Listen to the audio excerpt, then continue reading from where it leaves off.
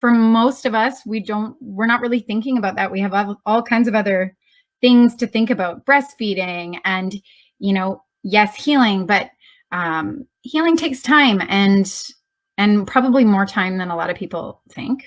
So I'm going to touch on that a little bit. And, not all of this is going to resonate with everyone, because we know that, as we know, sex is a very unique thing and everyone walks a different experience. But if you guys are looking for resources as you prepare for a baby, or as you're, sitting nursing and you're listening to books on Audible and all kinds of things, there's a couple of people that are kind of my inspiration, and I'd say my heroes. These are the people that I learned from. So of course, Sue Johansen, right? If you haven't heard of Sue Johansen, learn about Sue Johansen. She's Canadian, which is pretty cool. She is like my life goals. And is like my original sex educator. Like, I learned a lot about sex watching the Sunday night sex show at sleepovers when I was a kid. And I remember that. Yeah, right? And I think that, a lot of times the information that we get about sex as we are becoming women and sort of in our maidenhood is not accurate. And so she is a really good resource. I think every kid should watch the Sunday night sex show as they're growing up, because I think it's really cool. Jane Hardwick Collins. So she is a midwife. She used to be a registered nurse. She's an author, and she is a reclaimer of feminine knowledge, wisdom, and power through reconnection with what she calls the women's mysteries, which is pretty cool. And I'm going to reference some of her teachings throughout this. Of course, Wapio. I love Wapio. I did a birth training with her with staff a little while ago. She is a wise woman, and she really connects the dots when it comes to, our womanhood, our sexual well-being, birth. It's all very woo, but it's the real deal. And she really speaks to a lot of things that are left unnamed by like the medical model of birth. So definitely check out her teachings. You can find her at the Matrona. And then, of course, Kimberly Ann Johnson. She is where I get most of my really great information specifically about healing postpartum and sex postpartum. So she's a somatic experiencing sex and trauma therapist. She's a doula. She's a huge consent advocate. She's a sexological body worker. For those of you that don't know what a sexological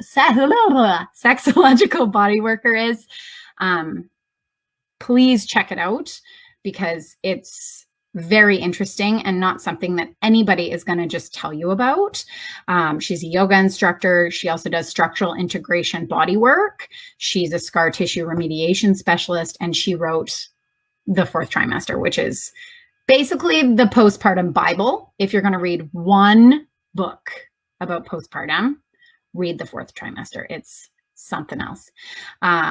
And then, of course, my Transforming Birth Luminary Circle. I love them. I think that it's really taken being in this really supportive group of women to kind of push me into sort of standing on my own when it comes to the fact that I do know a lot about this stuff and I'm really interested in it. So got to give them a shout out. So I think we could probably link some stuff later, but one of the things that Jane Hardwick Collins talks about is honoring rites of passages in your life. And she believes, and many people do, that we have sort of 4 categories of our lives as women. So we have our maidenhood, which is birth to childbirth, and she calls this the spring of our lives. And then we have our motherhood, which is, of course, childbirth until menopause, which is the summer of our lives. We have our mega stage, which is menopause to retirement, which is the autumn of our lives. And then we are what she calls crone, which is retirement until death. And that's the winter of our lives. So one of the things that I like to talk about is that each season of our lives is truly transformational. We are complex beings, like very complex. And we were talking about this yesterday, Carly. I was like, women are more complex than men. And, with each of these transitions, we become someone new. And that's just the reality. So, to kind of put it into perspective, every plant or tree goes through seasons. And with every, summer season or spring season, this tree or plant gets new blooms. And no one would think that that bloom is the same flower as the season before, right? That wouldn't make sense. And so it's still a part of the same tree, still a part of the same person, right? But that bloom or that stage of your life is something new, right? And I think that that's something that we really need to settle into honoring and respecting, because those are the rites of passage that we move through, and they're really important. So what we're going to talk about mostly today is our summer, which is motherhood and parenthood. Jane Hardwick Collins says, the way the rite of passage of birth is managed dictates to a woman her role and value as a mother in the culture. A culture's attitude to and value of mothers are reflected in the practices used for birth. And I think that really resonates. And we talked about, my last talk, we talked about how important sensuality is in birth. I believe this really deeply. I think that if we are able to tune into our sensuality and our sexuality in our birth, I think that has a bit of a ripple effect, and it allows us the space to settle and sink back into our sensuality as we move through this summer season of our lives. And so really, this all fits together pretty nicely, which is wild, right? So before we talk about sex, let's talk about healing, because you have to do that before you can be intimate with your partner. So I think of it as an inside out approach. So we kind of have areas of our bodies that we need to address. So the first one is our heads and our hearts. So we recover from our births, and we, as Wapio says, we weave our story, right? Whether our births are ecstatic or orgasmic or traumatizing or somewhere in between, we always leave transformed. And we do things. We write down our birth stories, but that's not enough to just write it down. We often seek to talk about it, and we talk about it with our partners, our birth keepers, our parents, our friends. It's really important to be very sure-footed in who is a safe space for these conversations, because there's a really big difference between birth story medicine and trauma bonding, right? We know this. So that trauma bonding is not helpful. So make sure that you set those really healthy boundaries with the people that you're sharing your experience with before you share it. And if you don't feel like you have a safe space, or you feel like you need something else, please seek out a counselor or a body worker or a somatic experiencing therapist to work through your birth with. That's really, really important. The second thing I want to talk about is our nervous system. So many of us have birthed before, probably in this group. So for those that have, and I don't know if you remember this, Carly, but do you remember trembling or shaking after you had your babies? Mine is usually before. I shook before, just before transition. And again, the early labor with Michaela, I did a lot of shaking and also shivering. Right? So some of us do it as our cervix changes. Some of us do it postpartum, and they made it postpartum, like after we've birthed our baby or after we've birthed our placenta. And sometimes this can be quite violent. I often see dads putting blankets around moms because they think that they're cold, but really this is something else entirely. So we often kind of explain this one away by saying things like, oh, that's a sign of your cervix changing, or that's your uterus shrinking back down to size. And yes, and it's more than that. That trembling is actually your nervous system completing the stress cycle of birth. So we hold on to birth within our nervous system, and we do complete that stress cycle intuitively. But sometimes things happen in our births that are not following that physiologic birth process or pattern. So if it's minor, we often don't even recognize this on a cognitive level. and our nervous system is left feeling charged. The reason that other mammals in the wild do not become traumatized every time they're like chased by a predator or something like that would possibly traumatize them happens is because they're very good at completing that stress cycle. So an example of this would be like a fainting goat. Anybody seen those videos of the goats fainting, right? Like, it's really funny, but they're stressed. And so they like seize up and they fall over and they don't get up right away. They actually lay there for a while. And what they're doing is they're completing that stress cycle. And then when they get up, they kind of shake it off. We often see this with rabbits. If they play dead, they often shake kind of like a birthing person after they've played dead and managed to evade capture. That is them doing this instinctively.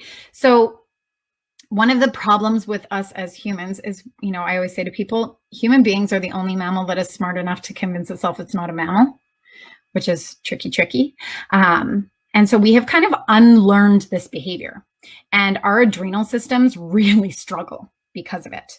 So, you know, one of the things that I do find is that those unresolved stressors live in our bodies and surprise us in areas that become challenging for our nervous system to manage. So if, you know, like if we had a vaginal exam that left us feeling charged in our nervous system, one of the things that can surprise us is that penetration becomes challenging because our nervous system catches fire every time our vaginal opening is touched, right?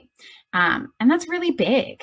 So if this is something that you're experiencing, really like think about completing that cycle. Steph was reading a book about this, and I'll send it to you so that you can link it in the notes or whatever, because she was reading about how to retrain yourself to complete these stress cycles. I heard a story of a woman, I don't remember who told me this story, but she had that trembling with her first birth after her baby was born, and her husband wrapped her in a blanket, and she really tried to like hold it in.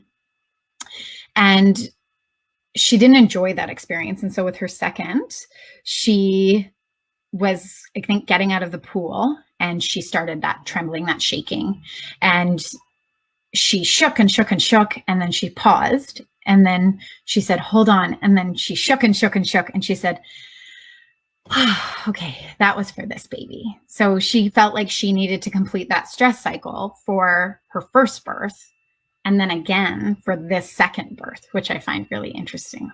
Yeah. And then the last thing is, of course, our physical bodies. So, you know, there's all kinds of things that we need to repair. Our cervix, tissue, we have organs that shift, our pelvic floor, fascia, if we experience diastasis recti, we have that abdominal muscle that we need to repair. And of course, possible surgical wounds from a C-section. Right? So we know that in pregnancy, a human being sits in your pelvis and on that pelvic floor hammock for your whole pregnancy, and then they really settle in at the end, and that's a lot, right? It's strenuous.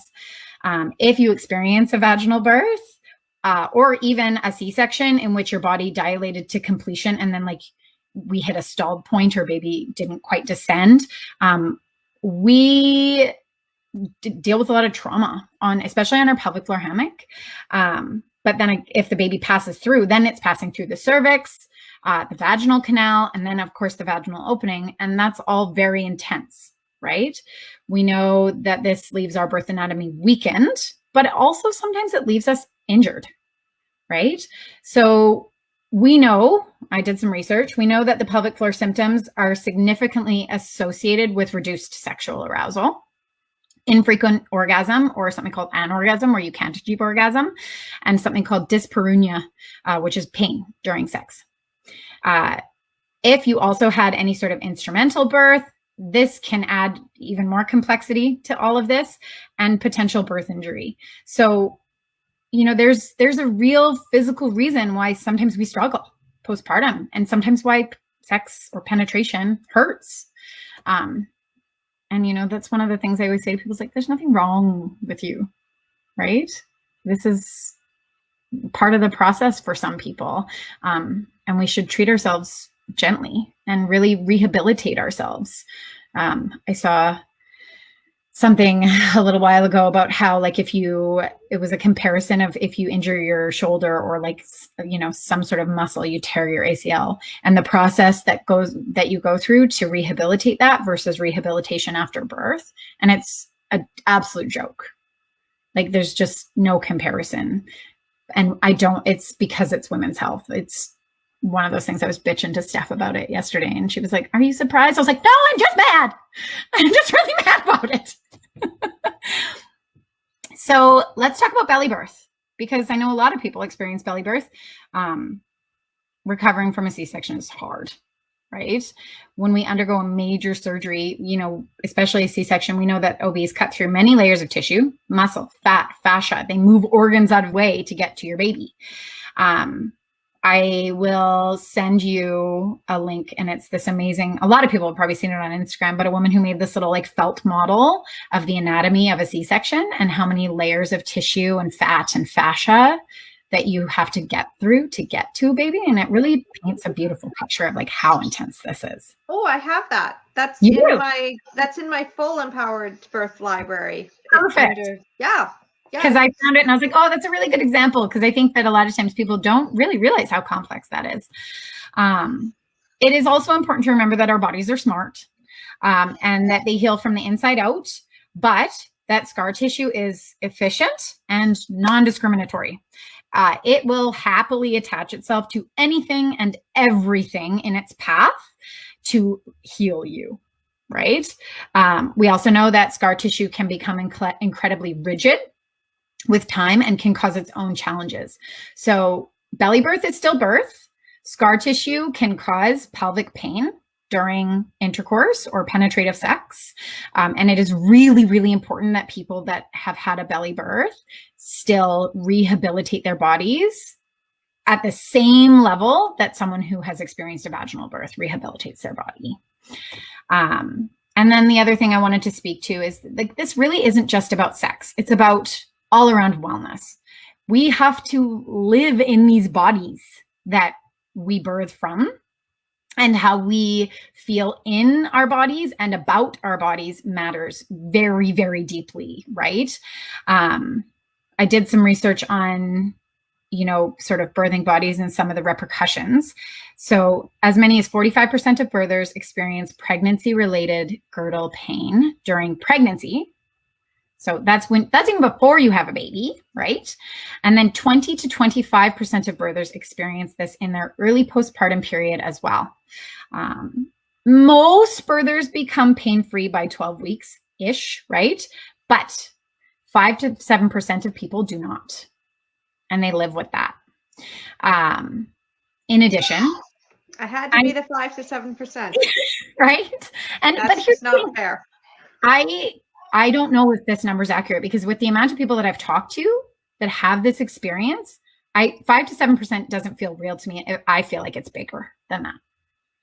You know, at least maybe this 12-week marker is not as accurate as we think it is. I think this takes longer. Maybe it's just we're not getting taken seriously. Yeah, or we don't have the resources to help ourselves, right? True. Yeah. And then when we talk about, you know, there's always these, like, funny joking conversations about, like, peeing our pants, right? We always joke about it. I think we do this as a coping mechanism because we realize how terrible this is. I found another study that speaks to the prevalence of urinary incontinence. Found that 45% of birthers still experience urinary incontinence at 7 years postpartum. I'm one of these people. I can sneeze, I can laugh, but I can't jump on a trampoline. I'll pee my pants for sure. And if I do any sort of skipping in an exercise regimen, I will leak. I have to wear a pad. It's awful, right? Yeah. So we know, and 7 years sounds insane, but that's the reality. This study also found that 27% of birthers that were initially incontinent in their early postpartum actually regained their continence. But this is the real kicker. 31% who were continent initially actually became incontinent later. This is the part that made me real mad. Because here's what I see.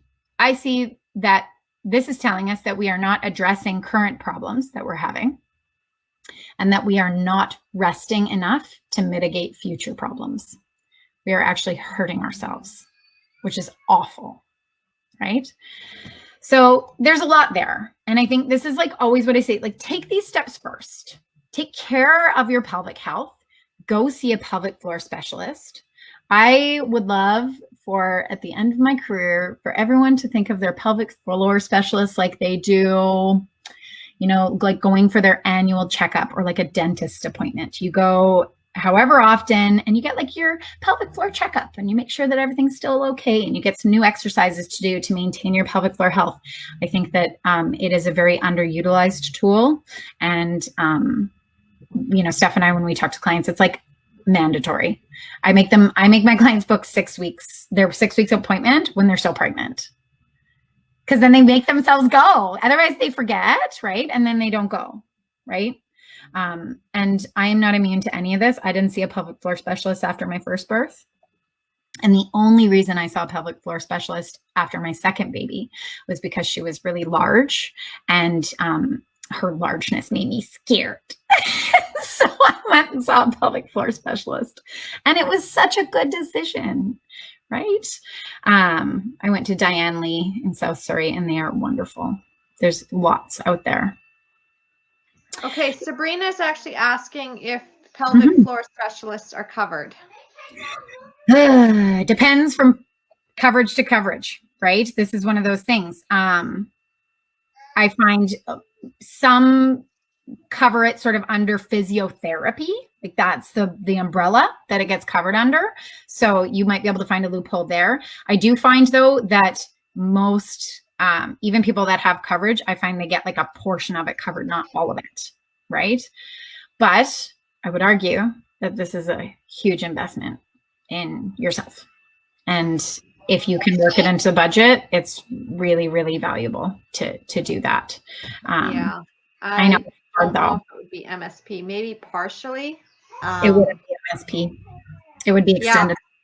Yeah, because even my chiropractor, I only was able to do partial MSP. I know, like ours is you get like X amount of dollars for that practitioner per person per year, right? Yeah. And which is ridiculous. Our health is like preventative health is a lot more crucial. Well, and women's health, right? Because women's health. Yeah. Well, no, we matter. So screw the patriarchy. I know. We know that we do. But it's that general idea that we're just fine, right? That we're just fine. Get over it. We're not fine. We're not fine. So the next thing I want to talk about is the 6-week checkup. So if you have midwifery care, you see your midwife throughout those 6 weeks. They come to your home. Again, get midwives. Do yourself a favor, get some freaking midwives. Even if you need an obstetrician for some sort of variation or complication of normal, you can have shared care, and you need, like, just for the postpartum care alone, get yourself a freaking midwife. Can I say it any louder? You can preach it all you want. That's what this group is. Yes, get midwives. Get midwives. So you go for your 6-week appointment. Usually it's in office because they do a pelvic exam. So these are some of the things that will often happen in a 6-week appointment. So you meet with your care provider, you have a brief conversation about how you're feeling. This is so that they can do a bit of a mental health analysis on you. They do an internal exam and they look at your tissues to make sure that you are healed or healing. Okay. So if you had any tears, they're making sure that those tears are healed or that they're on their way to healing and that they are healing well. They're going to look at your cervix. They're going to make sure your cervix is closed. One of the reasons that they tell people not to have penetrative sex is because your cervix remains open after you have a baby. That's why all that lochia is coming out, right? It takes a while for your cervix to close, and you do have a placental wound inside of your womb. And so there is a risk of infection when we have penetrative sex before our cervix has fully closed. So that's one of the sort of clinical reasons why we say no sex for 6 weeks. They talk to you about options for birth control. And then sometimes they say something along the lines of, you can have sex again now if you want to. This is kind of the reason that I got into this. And because this is what happened with my care provider. And I love my care provider. I recommend them highly, but the language left me feeling, I remember leaving the office and being like, am I supposed to want to have sex? Is that normal? Like, does everybody feel like they're chomping at the bit to like get the P and the V like right away? You know? And I was like, because I have no interest in that whatsoever. Like, I was like, pass. And I felt like there was something wrong with me. I felt like I was broken, right? And that's not a nice feeling. It's really normal. I'm here to tell you it's really normal to have no interest in any sort of sexual things at this point. And there's a reason, right? We can find reasons for this. So one of the biggest reasons is our postpartum hormones. So we know that during pregnancy, our estrogen and progesterone increases to the level of taking something like 100 birth control pills a day, basically, which is wild, right? And then by about 3 days postpartum, you're essentially back to baseline, which is why we feel absolutely effing crazy as our milk comes in, right? It almost feels like it's like PMS on steroids, or like when we first started to get our periods and we had those like really intense premenstrual syndrome symptoms. It can feel really big. So we know that these emotional changes are really normal and that they usually level out in the first week or so, but everybody's different, right? And some of us take a while to sort of come back into whatever our realm is of normal for our postpartum. And I mean realm of normal for our postpartum, not normal, because we're not. So let's just quickly breeze through some of the breastfeeding hormones. So if we can or choose to breastfeed, we are dealing with estrogen, oxytocin, prolactin, and testosterone in little doses. So we know that estrogen is a really big part of this dance with, juggling our sexual health and feeding babies. So continued breastfeeding, will give you sort of an extended low estrogen level. We know that our estrogen really dives when we're breastfeeding. And when we continue to do it, it can really keep it quite low for 6 months, or for some women, the whole time. I nursed for 2 years. And I actually think that I'm still struggling with low estrogen levels. So what does low estrogen do? It causes your vagina or your yoni to be as dry as the Sahara Desert. The vaginal dryness is real. It also causes tightness and possibly tenderness. So sometimes that like pelvic girdle pain can be associated with low estrogen levels. So buy your lubricant in bulk, basically. Jesse and I always joke that we should have bought stocks in lubricant, because it's like, there's no lubricant, nothing's happening. Hey, do you have any suggestions for lubricant? I do. So one of the things that you have to be really careful about is checking the ingredients list of your lubricant, because most lubricants contain something called glycerin.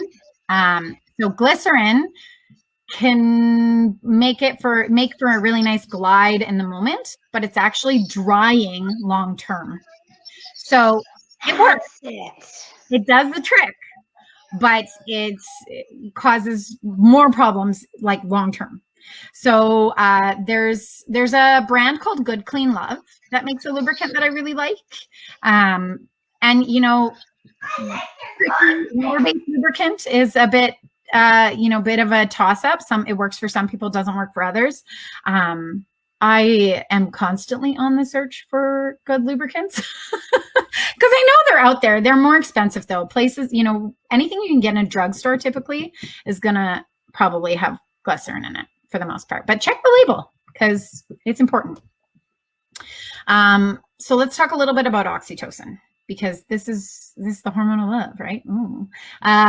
We know that it also has lots of roles. It's kind of this like, it runs the gambit of things that it does for us, right? So we know that it's responsible for our milk ejection reflex.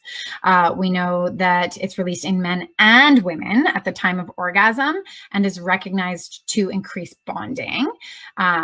We know that oxytocin is a key player in birth progression as well. It stimulates those contractions, which is why our birth time can feel kind of sexy sometimes when we're promoting that oxytocin. FYI, milk ejection during intercourse or sexual experiences does happen. It's not something that people really talk about. I experienced this firsthand where I was intimate with my partner and my boobs were just like leaking. And it was really weird because what it does is it meshes both of those worlds and it feels freaky, man. I had a towel around me. That's the it. Whole time. Yeah. So sometimes you just have to have sexual interactions with your partner with a nursing bra on, with some breast pads in there, or having a towel on hand is really, really handy. It's incredibly normal though, right? Like, let's normalize this.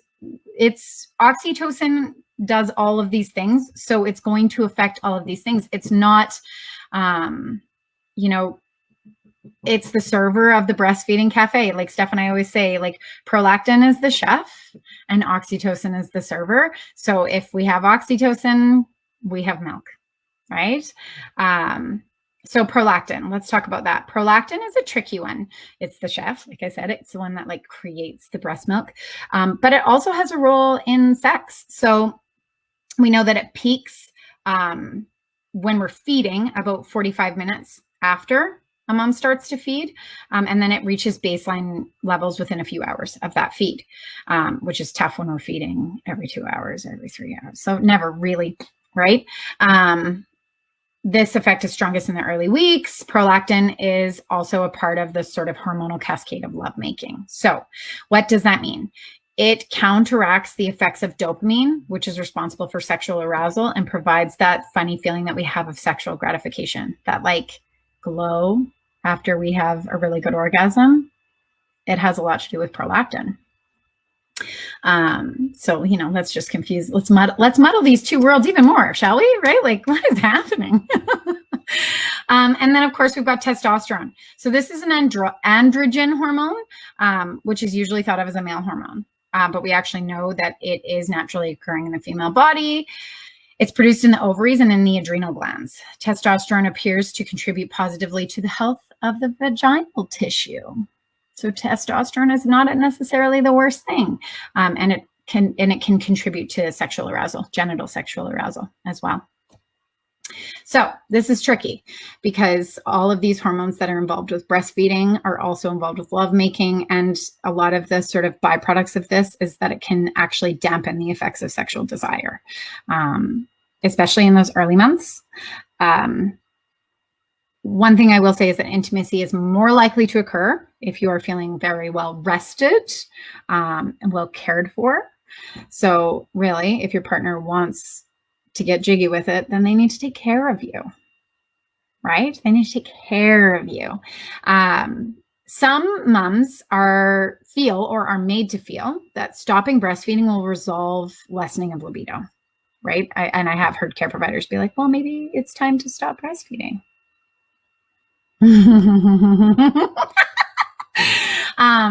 And of course, it's every woman's right to choose when to stop breastfeeding. Like when they've had enough. I hit 2 years and I was like, get off me. No more. You're cut. Right? I felt very done with breastfeeding. And that's fair, right? But stopping breastfeeding simply to initiate sexual desire with a partner can often leave us feeling resentful or unhappy about the change in the relationship with the baby, right? It's an equally important relationship. And then of course, those negative feelings can actually do the opposite and decrease our desire for lovemaking because we just don't feel good, right? About our decisions. So of course, it really is a personal choice. But I'm kind of here to say that it doesn't always have the effect that we think that it will, right? So I think we can kind of start talking more about the sex component of things. So did I play the salt and pepper song? Right?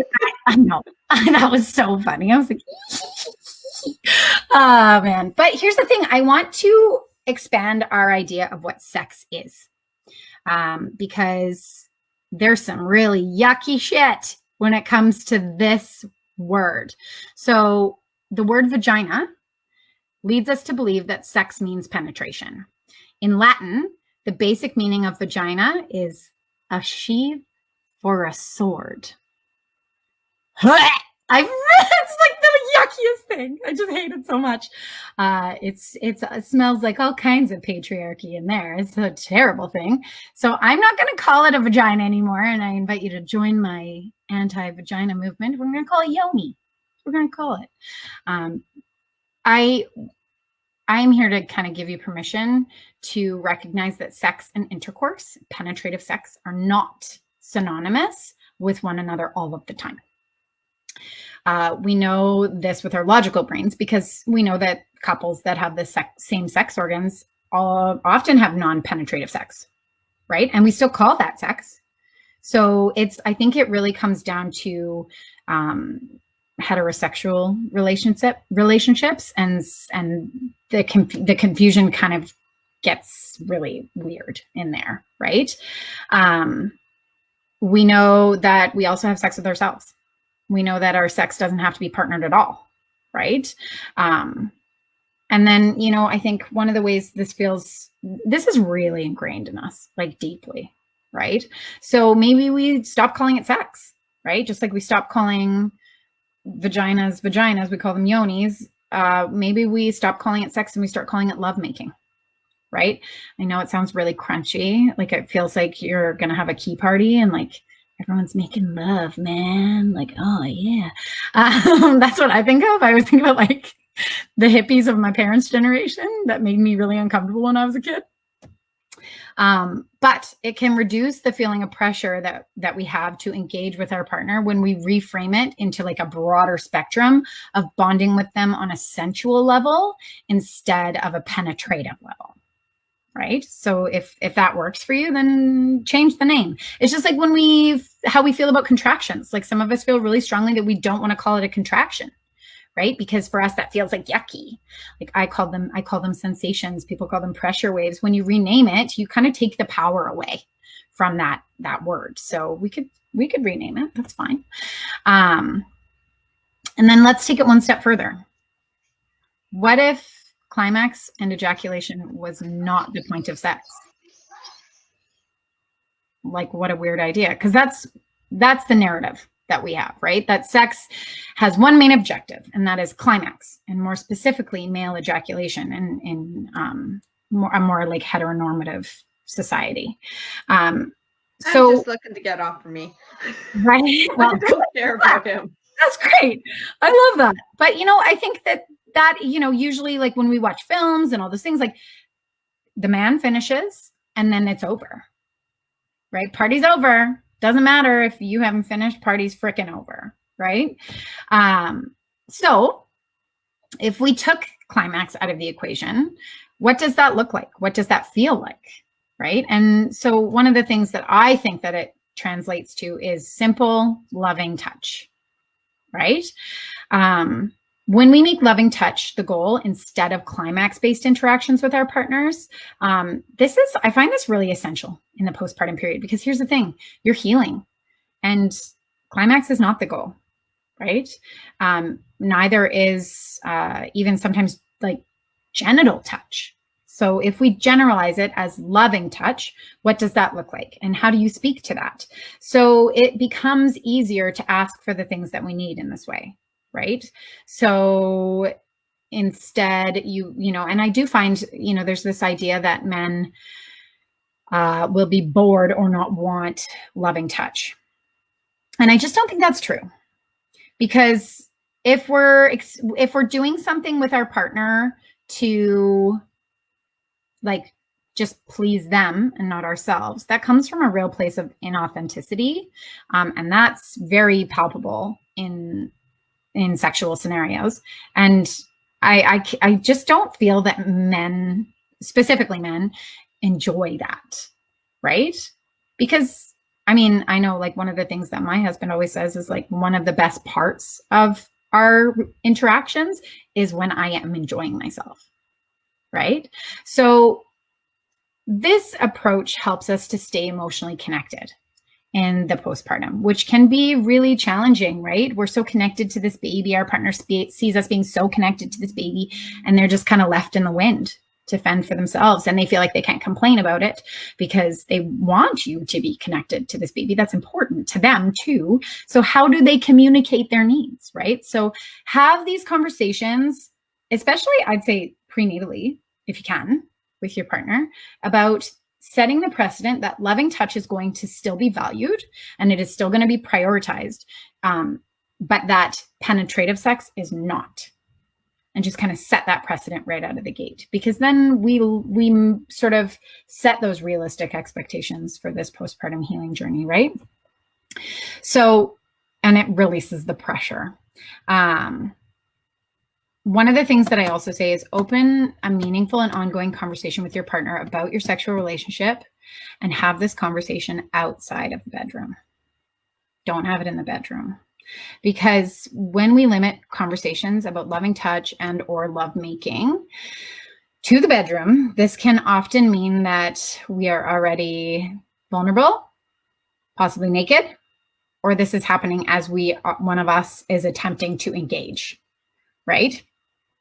And this is challenging because when this happens, we can find ourselves having these conversations in a place of vulnerability, and then it can leave with one or both of the partners experiencing something called touch rejection, right? Touch rejection is basically when one person wants it and the other one doesn't, and the other one feels rejected, right? This doesn't feel good for anyone. Like neither party leaves happy from those scenarios. And if it happens repeatedly, it gives the person that is continually on the receiving end of all of this the feedback that they should just stop trying and that they are not a priority, right? And that's really not how we want our partners to feel. And the other thing too is that it also just plays into these cultural gendered sexual ideas that men always want penetrative sex and women are frigid, right? And we know that's not the case. You're not frigid. You're healing. That is very, very different. So what's the solution to all of this, right? I mean, yes, conversations, but at some point we want to get to a place where we can potentially we can make love, or we potentially could even have penetrative sex again, right? So I think start with yourself, right? We talk about our new bodies. We have just been born as well into these new bodies. We have transformed from a maiden to a mother, and this is all very new. And our culture dictates to us that the goal in our postpartum is to get back to normal, right? But this is really damaging, because the reality is that when you birth a baby, you are brand spanking new, right? Normal doesn't exist anymore because you're new. So I have heard many women speak to feeling that after having a baby, they feel like they did when they blossomed into womanhood or had their first menses. I have heard women talk about how they feel really turned upside down emotionally, that they feel charged, that they feel scared of themselves and their changed body. I've also heard people speak to feeling like a virgin again, right? Like before they ever had any sort of lovemaking experiences. And that, that feeling of like, I mean, we all remember that, right? We all remember going from being a virgin, which I don't like that word, right? Into having experiencing lovemaking and the things associated with that. None of us know what it is that we truly are going to enjoy as we bud into our sexual selves as young people in our maidenhood. We have to muddle through it, and we have to experiment. And many of us do this with multiple partners. And this is really challenging because that feels normal, right? To experiment at that stage. and this is a lot of times done before we're in these sort of monogamous relationships, before we're deeply partnered with this one person. So take the same approach and think of it this way. Like, you don't have to become a polyamorous person because you are a new individual. So you're having new lovemaking experiences with the partner that you had before. And if you reframe it that way, sometimes it can feel kind of exciting, right?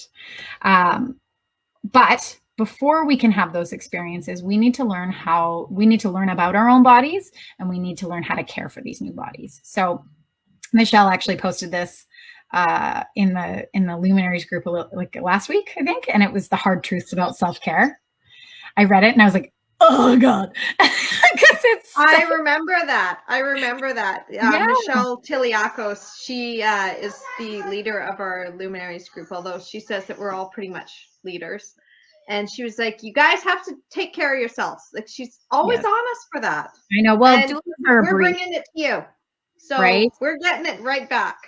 I think that birth keepers are very much a breed, and we are servants, and we serve everybody before we serve ourselves. So this is, I mean, when I think one of the things I like to say is, like, I come at all of this education about sex from a place of, from a very humble place. I'm never going to tell you that I have like the most vibrant sexual life, that it's completely like I'm floating on a cloud of sexual well-being. No, right? I struggle the same as everybody else. I'm going to tell you some stories later. Ooh, they're fun. But I'm going to read this to you. So these are the hard truths about self-care. Number 1, you will disappoint some people when you prioritize your self-care. Number 2, self-care often means doing what you don't feel like doing in the present moment to benefit future you. It's not all bubble baths and face masks. Number 3, your boundaries will scare some people away. It's okay. Let them go. Number 4, don't neglect yourself. Taking care of someone for the sake of taking care of someone else. You don't owe anyone your time, a quick text back, or emotional support when you need to be giving it to yourself first. Number 5, neglecting yourself to take care of somebody else may seem like an act of love, but giving from a place of emptiness only leads to resentment towards the other person and eventually towards yourself. This one feels really real, right? Especially in the postpartum. Number 6, self-care requires letting go of relationships, habits, and choices that are familiar but no longer serve you. Number 7, it means being honest with yourself, especially when the truth is hard to admit. And number 8, self-care is hardest to do when you need it most. That one. So real, right? So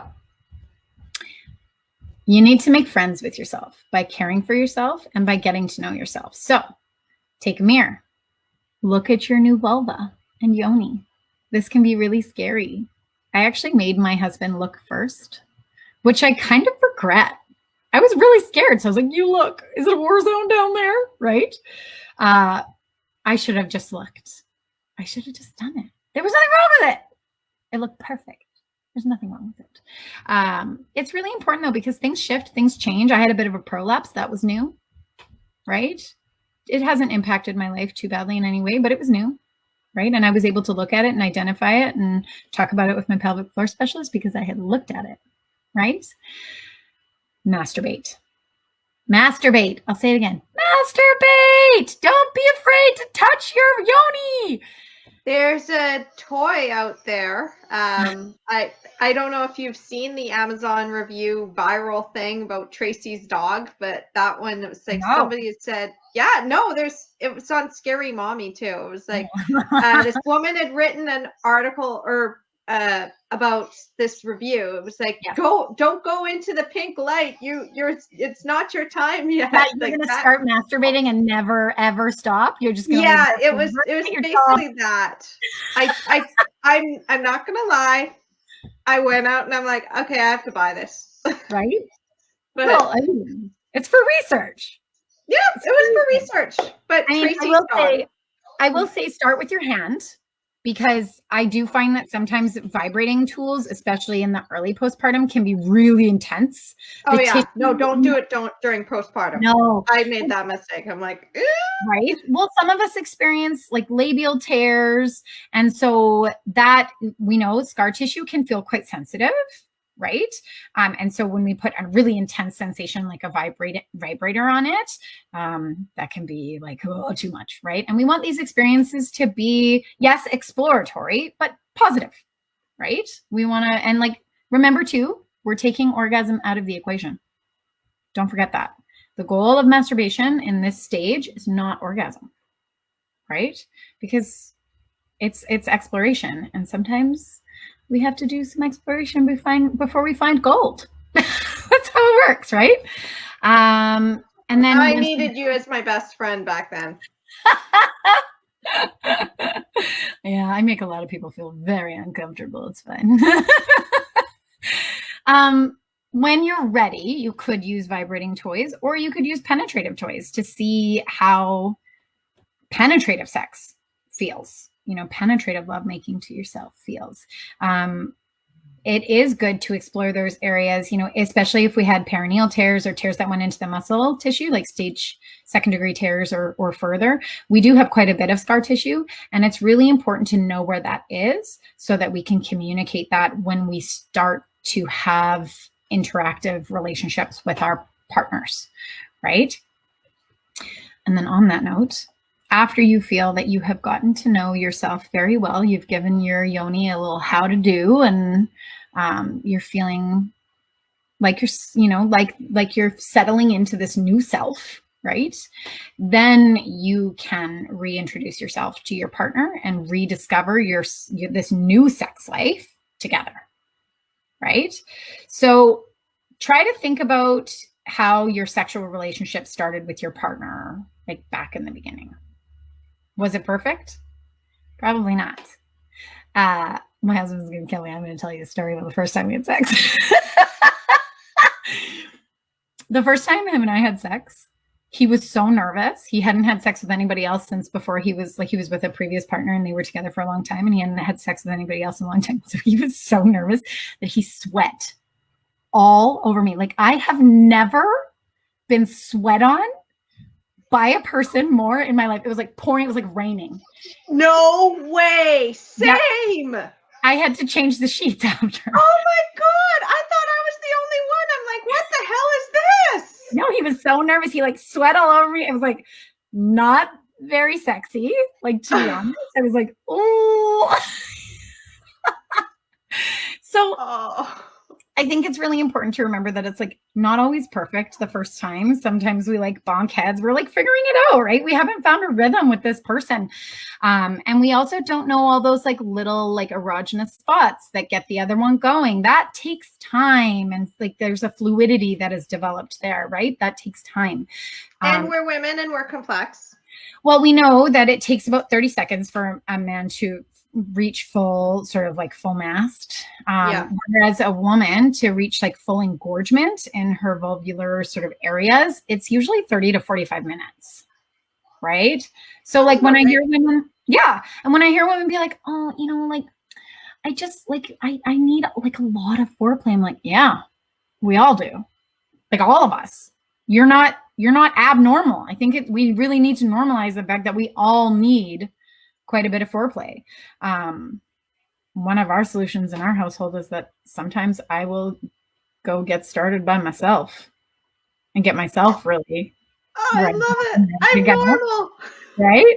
Everybody needs it. So it's very, very normal to need that like extra TLC if you have the female sex organs.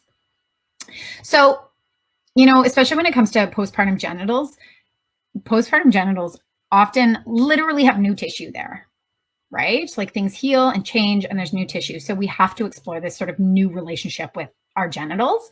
And that exploration requires an insane amount of communication. So I'm going to tell you another story now. After Dylan was born, I had 2 labial tears that kind of went like this, right?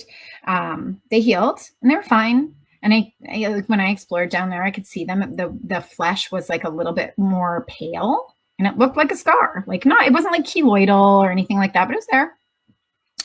And I could touch it, but it wasn't super pleasant. And then as we started to move back into our lovemaking relationship, one of the things that I enjoyed a lot, I mean, I don't think I'm unique in this, was oral sex. I really liked when my partner went down on me. It was great, right? So when my husband went down on me, I was expecting it to feel really good, and it didn't. In fact, it felt really, really bad. The only way that I can describe it is that it felt like being licked by a cat tongue. You know how they're like sandpapery? And honestly, I wanted, like, my knee-jerk reaction was to like punch him in the head and be like, get off. Like, I really wanted nothing to do with it. And again, I got into this narrative of there's something wrong with me. I need to be fixed. And I didn't talk to him about it. I just would avoid it. I would just like pretend that I wanted to have penetrative sex instead, and that I was like so eager to have penetrative sex. So, we needed to be best friends back then. We could have shared that. And I could have been like, oh, same. And then we would have been like, oh, okay, so it's normal. We're not, there's nothing wrong with us. Yeah. This is so important. It's so important. And so finally, he's the one who brought it up, because we were in an interaction and he tried to go down there, and I was like, oh no, you know, like, and trying to be like, so, like, almost like not bashful. What's the word I'm looking for? I was like really trying to be like extra feminine and like not let him know that something was wrong necessarily. And he called my ass out. And I mean, come on. You, right? Like, that's the same with Tyler. Like, he's like, are you even wanting this right now? Like, do I need to stop? And I'm like, oh, no, you can go. And it's like, no, we're stopping. Yeah. Well, and that's the thing. I think it's really important to speak to our needs. And so finally, after having my ass called out, I talked to him about how it felt. And we had a laugh about it because it was kind of ludicrous, the whole thing. Like, when I actually described it to him as like, it feels like you like have like a cat's tongue. And he was like, what? And we had a bit of a giggle about it. And he was like, okay, well, how would you feel about me just like looking and touching and like you talking to me? So he like went down there and was like fishing about and like licking certain areas. And it wasn't very sexy. I'm not going to lie. But he found the scarring and he touched it with his tongue. And I was like, oh yeah, that's it. It was the scars. It was the tissue. When he touched the tissue with his tongue, that's what just sent me, like, I just hit the ceiling, basically. I didn't enjoy that. And so I practiced some sort of scar tissue type remediation where I would massage it myself when I was masturbating. And he was at first very careful to sort of avoid those areas because it was fairly easy. He just kind of avoided my like inner labia and just focused on my clitoral area. And that was okay. And then we just got to a place where I slowly, that tissue became a little bit more like normalized and sort of aged, essentially. Right now I'm 3 years postpartum from Dylan, and it doesn't feel bad anymore. Right. But it was, I mean, I think that was like a month of like on and off him trying and me trying to fawn away from him and all these silly things when we could have just gotten it done. Right. Had that tough conversation, and he was so game. And I think I was I don't know what I was afraid of. I think I was afraid that he was going to be like, well, it's not really worth it. I'm just going to stop eating you out. Right. And that's not what happened at all. I created this narrative in my head of what that conversation was going to look like. And that's not what the conversation looked like at all. Right. Our partners love us and they want to help us, but we have to speak to our needs. Right. The other thing that I kind of like to talk about is this is something that Kimberly Ann Johnson talks about a lot. When you approach, especially penetrative sex in the postpartum, I don't know how many people in your audience have experienced anal sex, probably more than would like to admit, but for some reason there's a connotation about anal sex, but it's most of us have done it, and many of us taboo starting to go away. Yes, and many of us enjoy anal sex. But if you look at it from sort of the same model of anal sex, the first time you have anal sex, it's usually not good. And maybe the second time is also like not good. And it takes a lot of communication and going really slow and stopping and starting and using lots of lube and all of those things. So if we approach, penetrative sex postpartum from this sort of anal sex mentality of like, it's go slow, try new things, use the tools, and it will potentially get better for you as time goes on, that can sort of help our mentality. Now, this is a dance, because what if you are experiencing like real pelvic pain, right? Because one of the things we often hear care providers talk about is having something called maintenance sex, right? So once you reach a point where you can have penetrative sex, then you should be having what's called maintenance sex to sort of maintain your relationship. Yes. Now, to be fair, this works for some people. Some people are like, yeah, it's hump day, and they like dirty text each other all day, and it gets really sexy and so by the time they put the baby to bed, it's like they're both ready to go, right? Because it's hump day, right? And they're excited about it. So maintenance sex does work for some people, right? But if you are sort of approaching this from that sort of anal sex, it's going to get better mentality, or maintenance sex, it's going to get better mentality, and it's not because you're in pain, or you're experiencing sort of no feelings from what, we talked about the nervous system rearing its ugly head. You're having flashbacks, maybe potentially, like this could be an emotional experience for you. Then we are not approaching this from an anal sex that gets better perspective or a maintenance sex perspective, because there is something much deeper happening here and we need to address that, right?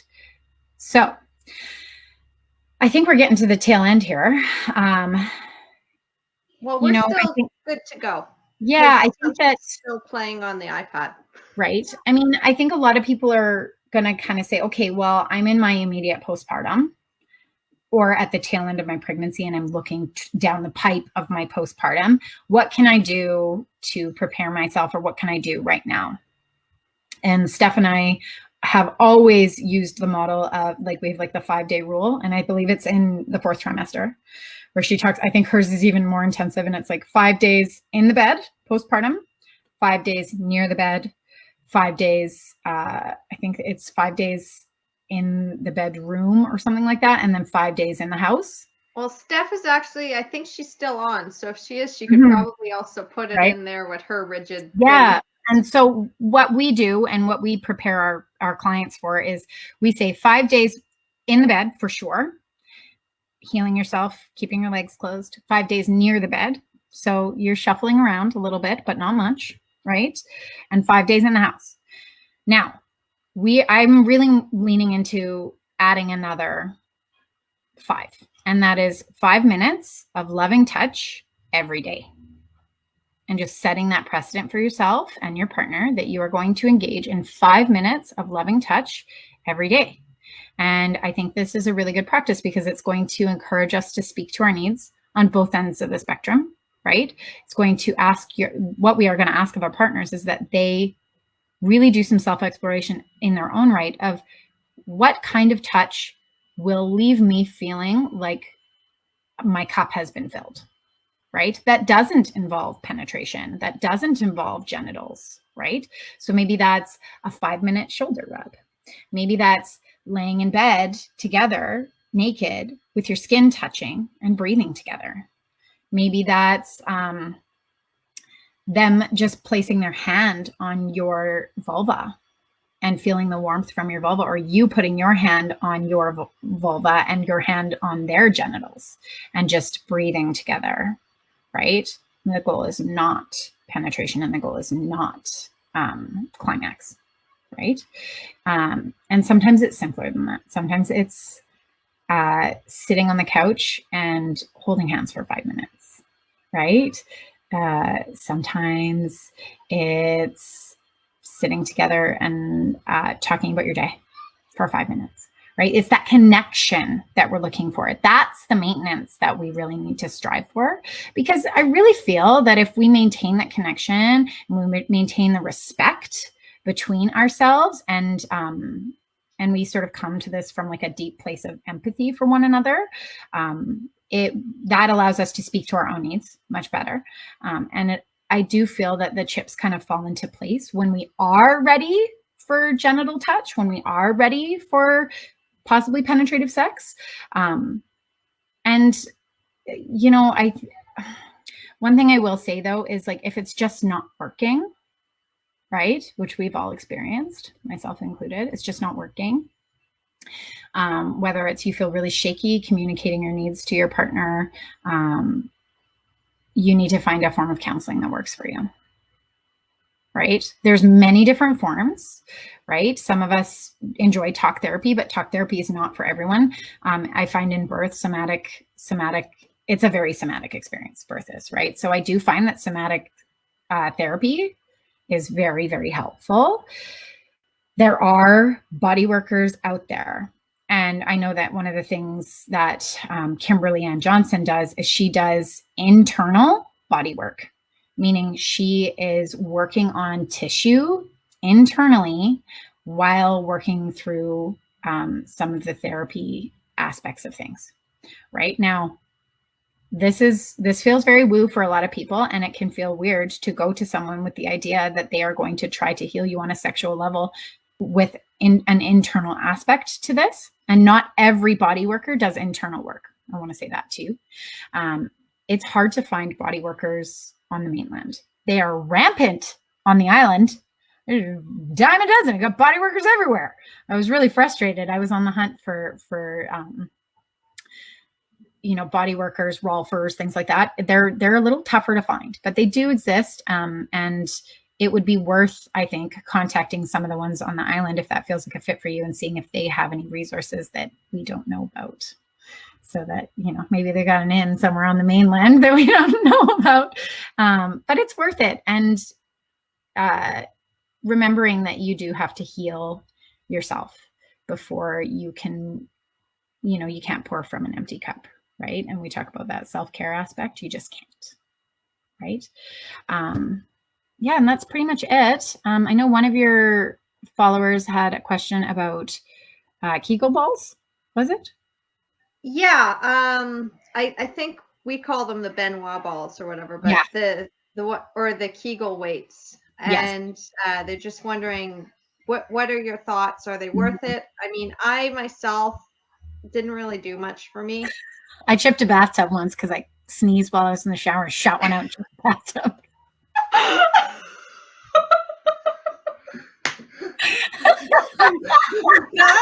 that image in my head right now. Seriously, why did I not know you existed? We could have been best friends all these years. Like, we have the same sense of humor. I mean, that's worth laughing at. Like, that was it? Oh man. 50 Shades of Grey had the Benoit balls. Could you imagine if they had the bloopers? She sneezes and shoots them out. That's my kind of movie. That's real. I want to see that one. I want them to do a parody of 50 Shades of Grey. I feel like there's got to be one out. There's probably a porn. It's probably a porn. No, I don't want a porn. I want like an actual parody. I know. For women to watch, for us to be laughing our asses off. Not something for guys.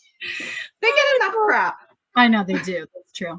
I think that everybody is different. Some people really like the Kegel balls. Some people prefer the yoni eggs. Those are a real fit for some people.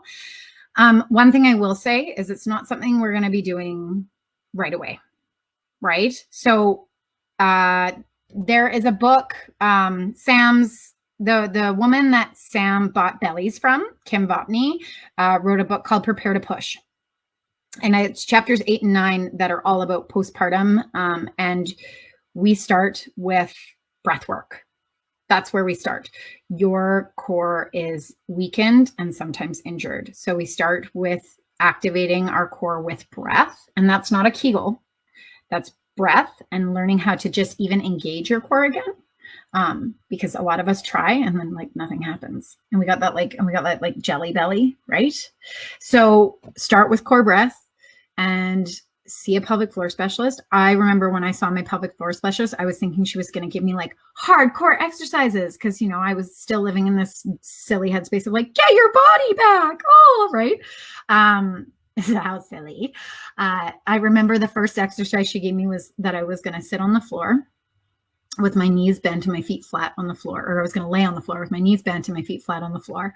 And I was going to put my hands behind my head and I was literally going to do head lifts. So I went like, she was like, yeah, you're literally doing this. And engaging your core every time you do one, but not hard, gently. And you're going to do this, you know, like 10 times. You're going to do however many reps of that 10 times. And I remember walking out and being like, that seems dumb. Right. And then I went home and I was watching TV and I did the exercises and I was like, oh no, this is hard. Right. Our core and our pelvic floor, our pelvic floor really is like this, it's the seat of our core. Right. And it is weak. Right. And sometimes it is actually injured. And we can heal ourselves.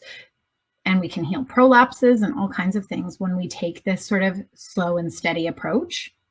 And one of the things that we always say to our clients is the goal is not to heal quickly. The goal is to heal well and thoroughly, right? So take it slow, start with the core breath, go see a pelvic floor specialist. Do not hit the gym right away. Avoid exercises that are going to put strain on your pelvic floor, like running. Also a mistake that I made because I love to run. And when I run, I run and I'm running for my children. That's what it is. Yeah, but mine was running and it's like, but it's that impact, right? And our pelvic floor is not strong enough to maintain and like sustain that kind of an impact-based exercise. So keep it really gentle and, you know, move through it in a way that is going to allow you the space to heal in sort of each segment of your journey.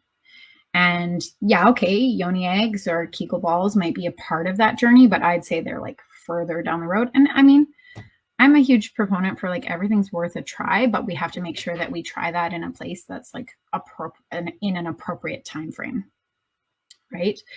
Because even just like our own bodies, the pressure on our pelvic floor can be so damaging. That's why we make you sit in bed for 5 days, because you're not the gravity, right? Gravity is going to, like, we need you laying back. We need you relaxed. It's one of the reasons that we tell everyone to buy a Belly Sync belly band, because it actually like physically takes the pressure off of your pelvic floor. And it's not a waist trainer, which also stay the hell away from those. And it also forces them to stay in bed. And it also forces them to stay in bed. Because that's what Sam said on the last one. Yeah, stay in bed. Don't get up. Your job is now to be a food source for this baby, and that is basically your only job. And here's the thing, it's not a small job. We've done the math. Nursing a baby is more hours than a full-time job, right? We know this. So you're not doing nothing, although it feels weird. As women, we are busy, busy, busy, busy, right? And we're always doing that. We always have that mental load, and we're always making those lists. If you want to do something, you lay in bed and you read the 4th trimester.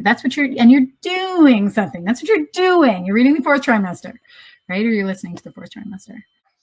She can't believe that it takes 6 weeks for our cervix to close. Yeah, I can't believe it either. But I mean, it's person to person. Depends. Right? We know, and like I experienced this, I also think that how we treat our bodies has a huge impact on how long it takes for our bodies to heal, right? Like with my first birth, I was like out visiting friends the day after I had her. I did like a sip and see with my whole family. And I remember being like sitting on a donut and like basically Jesse having to kick people out because I was on the verge of tears because I was so sick of hosting people. I didn't do the things that I preach for sure. Yeah. But you know, which is why you know that it works. And 5 days in bed. And it's not anybody's fault. We're not taught these things, right? No. And our society is all about doing things and getting back to normal and getting your body back and bouncing back and bouncing back and losing the weight and doing it all. And it's just so unrealistic. It's such an unrealistic expectation. So I bled a lot longer with my first.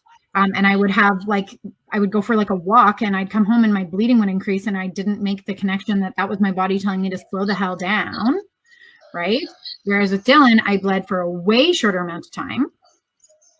And that's because I didn't do as much. He was born in June and I laid around in the backyard and nursed. And we got a question. Yeah. Sabrina wants to know about sex during pregnancy. Okay. So what's your question, Sabrina? Yeah. We'll wait for you. Yeah, with me, it was the opposite. I didn't bleed very much with Hunter. I healed very quickly because I'm lazy and I just like to stay in. You're not lazy. You're smart. No, I'm not. I'm very smart. I like to nap and I like to relax. You're right. And there's nothing wrong with that. My naps are awesome. No. But I mean, with the kids, of course, with Michaela, I had Hunter to chase after. And then I did that really stupid thing of having my niece and nephew with me, and like if we had been friends.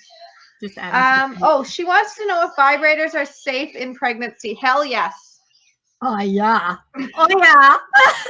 Hell yes. I mean, one thing I will say is that our blood volume increases a lot, which is a mix of good and bad, because I always think like, okay, so when we have orgasm, it's from an increase of blood flow to the area, right? And so sometimes when that happens, we can get like, we always have our clitoris, we have our little clitoral hood, although all vulvas look different. Some people have like quite a large clitoral hood, some people don't have very much of it at all, and we can experience like so much blood flow that we end up with like almost like a clitoral erection, essentially. Yeah. And it actually like comes out of the hood and sticks out, which can increase sensitivity, which for vibrators can be a good thing and sometimes an overwhelming thing. So, play around with it. But yes. She wants to know if there's any risk to over vibrating the baby. I hope not, because I had the Hitachi magic wand. So. And I still find the Hitachi magic wand like too much for me. I am one of those people that doesn't like a lot of vibrating stimulation. It's like I find it like overwhelming. I get in my own head and I like can't, Oh, and I'm the one with the power tool. Right? No, but there is like no way that you're gonna harm your baby with a vibrator. Your baby's incredibly safe. You're not going to harm your baby with a vibrator. You're not going to harm your baby with penetrative sex. You can have tons and tons of sex. In fact, it's a really good thing to have lots of sex. It makes us feel good. And, just take it slow, because everything shifts. And sometimes we can't have as deep penetrative sex as we want to. And not because it's dangerous, but because, sometimes it can be painful, right? So we talked about in the beginning, some of us experience that pelvic girdle pain in pregnancy, and that's the real deal. So be gentle with yourself and go slow, and things might feel different. And I do find that some of the best orgasms I've had were actually in pregnancy. I wasn't so worried. I find that a lot of women have this like ongoing dialogue in their head of like, how do I look? Right. And I had this big old baby belly, and so I didn't give a shit. And it felt really good because I just like got to be myself. And I really felt like my baby belly was like really like normal and sexy. And I found my partner really attracted to me. I think it was like this very like it was like a caveman complex of like, I looked, I had this like fertility glow, right? Like, look at this woman brewing my baby in there. And we had some really, really amazing penetrative sex when I was pregnant. I also had anal sex when I was pregnant. So. Yeah. See, sex is safe. Yeah. You can have all the sex. You can have the vibrator going. As I said, you've seen my children running around, and they're not brain damaged or anything. And they don't have shaken baby syndrome. They don't have shaken baby syndrome. I definitely didn't cause any harm. And man, like I don't even want to go into it. You guys are all going to think I'm a sex addict with how often. Just a healthy sexual being. We are healthy. It helps to put you to sleep. If you're really uncomfortable and you can't sleep, have an orgasm. Yeah. Then you can bliss out. I love that. It is like the ultimate sleeping pill. It really is, for sure. Yeah. All right. Okay. Well, we have gone off on a high note, pun intended. Oh, we have to do this again. We have to find another way to get you back in here. What else? What other sexy things? What else can we talk about? I mean, we have so much. Yeah. Oh, somebody had sex in labor with their third. Yeah. Yeah. Sex is part of it. I mean, you don't want to do penetrative sex if your waters have released. Yeah. However, during labor, I actually had my husband try and get me going with Michaela because I'm like, I am done with this baby. Like, get her out. Yep. It didn't work. I had to wait till the next day. Always. I mean, sometimes it works like a charm. I mean, it took my mind off of the surges. Yeah. So that helped. Yeah. Well, I mean, and if you're curious about sex in birth, go back and listen to watch my other talk that we did. When was that now? A month ago? A month and a half ago? That was a month ago. Yeah. I mean, this month is almost over, but it was a month ago. And it's under the guide section, What About the Pain? And you'll see Michelle's gorgeous face and smiling and telling all the goods about sex and how it ties into pregnancy and birth. Yes. And we went into it with that one too. Always down the rabbit hole. Oh, yeah, I know. We're so bad, but we have to find another way to get you back on here for something because you're just amazing. I just want to say thank you to everybody. And if you have any deeper questions, please feel free to contact me directly. You can find me on Facebook at the Wildflower Birth Collective. You can find me on Instagram. And you can find her here. You can find me here, and you can find me on our website at www.wildflowerbirthcollective.ca.